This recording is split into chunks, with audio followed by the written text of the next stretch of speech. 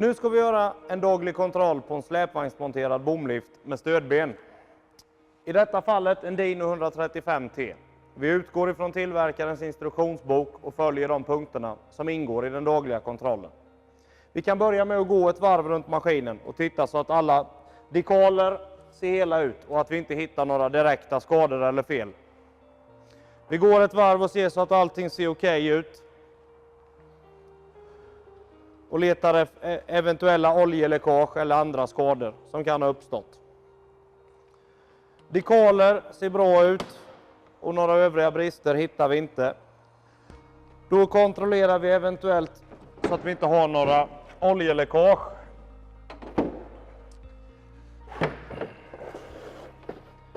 Vi lyfter av plastluckorna.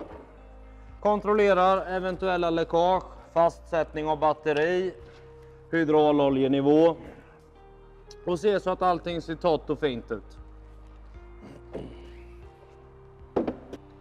Nu ska vi kontrollera så drivsystemet fungerar som det ska på liften. Robson-driften. Vi lägger an drivrullarna manuellt.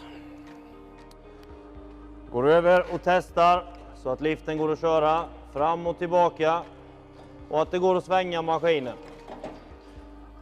Vi kontrollerar så att vi inte ser några läckage eller något annat konstigt.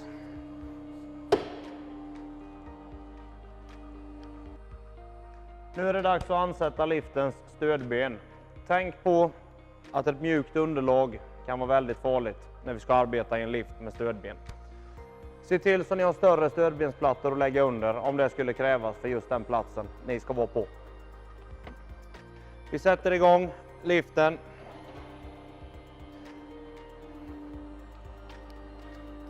Gå bort och börja provköra stödbenen.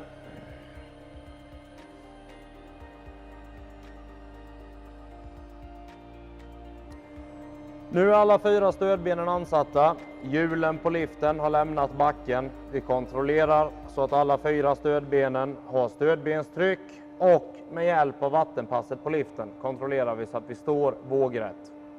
Nu är det dags att gå ett kontrollvarv. Alla 4 stödbenen är ansatta ordentligt mot backen. Nu kan vi provköra bomfunktionerna nerifrån. En grön lampa på markpanelen talar om för oss att alla 4 stödben är okej och att vi får resa bommen. Vi provkör de olika funktionerna så att vi ser att allting fungerar.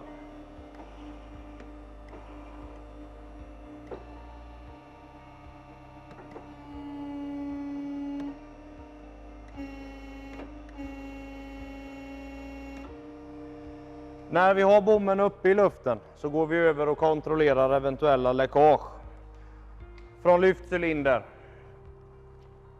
runt bommen och även under korgen. Om allting ser okej ut så kan vi testa nöddriften.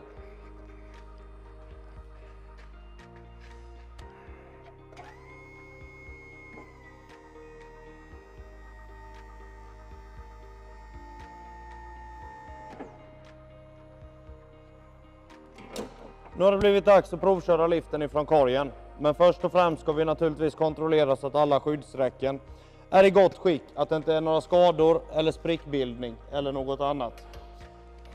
Vi börjar med att starta maskinen.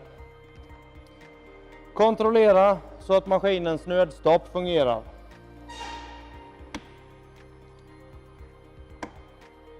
Inga problem.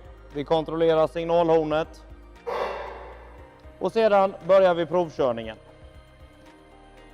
Vi kör upp en bit. Aktiverar liftens nödsänkning eller nöddrift.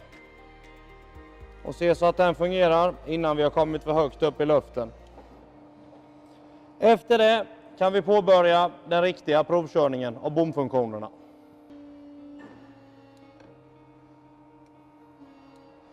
Där kommer vi inte längre ut. Där bryter liften på grund av överlast. Då testar vi detta läget så att det inte går att sänka. Och att det inte går att åka längre ut. Inåt och uppåt fungerar.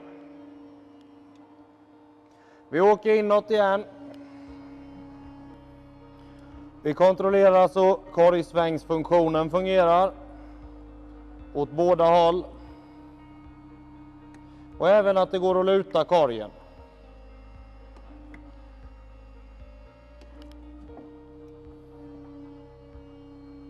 Alla funktioner fungerar precis som de ska.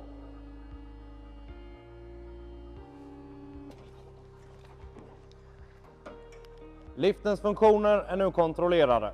Tänk dock på innan ni kör ut liften i trafiken att även kontrollera bromsar, belysning och så vidare för trafiksäkerhetens skull.